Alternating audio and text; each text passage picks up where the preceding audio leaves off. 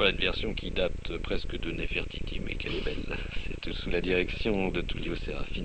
Et bien le final d'Aïda de Verdi, Aïda qui a été donnée à Luxor comme Turandot à Pékin, c'est-à-dire dans les lieux du crime, si j'ose dire. Vous avez vu ça, c'est merveilleux, c'est enchanteur et je crois qu'ils vont remettre ça, comme on dit. Oui, ça a l'air de marcher. C'était sur le temple d'Hatchepsout, donc la reine Votre pharaon, favorite. à ma petite favorite, oui. La vie d'Hatchepsout m'occupe depuis plus de 15 ans et tous ceux qui ont été à Luxor et même ceux qui n'y sont pas allés connaissent ce temple en terrasse qui se trouve dans le cirque de Deir el-Bahari, donc une architecture extrêmement moderne pour l'époque, qui est, je crois, le mieux conservé, enfin le mieux restauré, on va dire, et le plus extraordinaire de la vallée des morts, c'est certain. Et donc, imaginez un crépuscule avec évidemment une nuit très très claire, et puis ces voix qui s'élèvent hors du temps, hors de tout. C'est absolument fabuleux. Les chanteurs ont peut-être souffert un petit peu de la sécheresse de l'endroit, mais à part ça, l'acoustique était parfaite. On a une idée de la musique que pouvaient entendre les pharaons?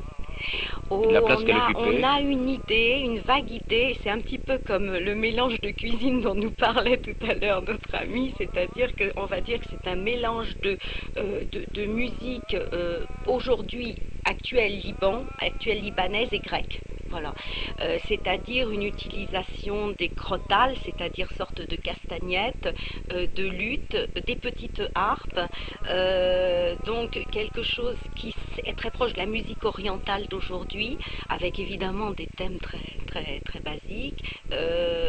Donc on peut essayer d'imaginer effectivement une musique liée à des danses toujours, assez lascive apparemment, donc quelque chose qui se rapproche de toute la musique qu'on entend dans le Maghreb finalement, ou bien un petit peu en Grèce aussi. C'est-à-dire quelque chose d'un petit peu comme en cristallin comme en Grèce, vous voyez, quelque chose d'un peu, et je sais pas comment on peut dire ça, comme des crécelles un petit peu aussi, mélangées à la musique de la harpe un petit peu plus douce. Voilà.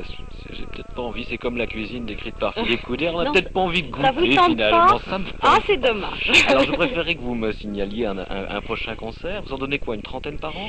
Oh là là, j'en donnais une trentaine par an, mais depuis que Hatshepsut m'accapare tant, j'ai été obligée quand même de limiter les... Donc je limite à une dizaine de concerts par an, et le prochain sera à Bruxelles, tout simplement. Quelle date? Alors, ça doit être le 15 octobre. Eh ben voilà, le rendez-vous est pris. Violaine Van Eyck, donc à Bruxelles. Les disques sont chez Rem, et puis le dernier volume, donc des histoires d'amour des pharaons.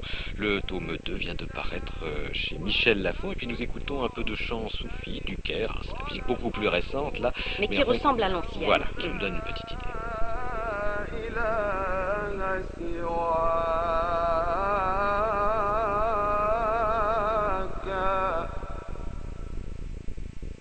Voilà, ça vient de paraître justement aux éditions Harmonia Mundi, ces chants soufis du Caire.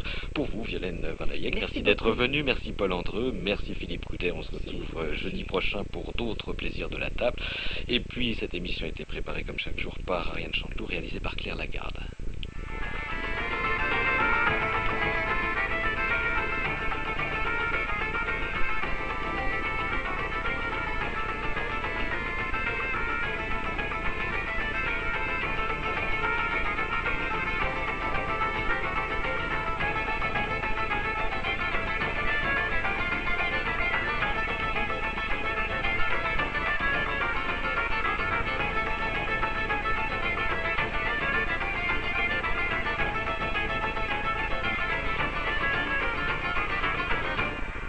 – 10h28 sur France Musique, nous retrouverons David Herschel pour À la Brève.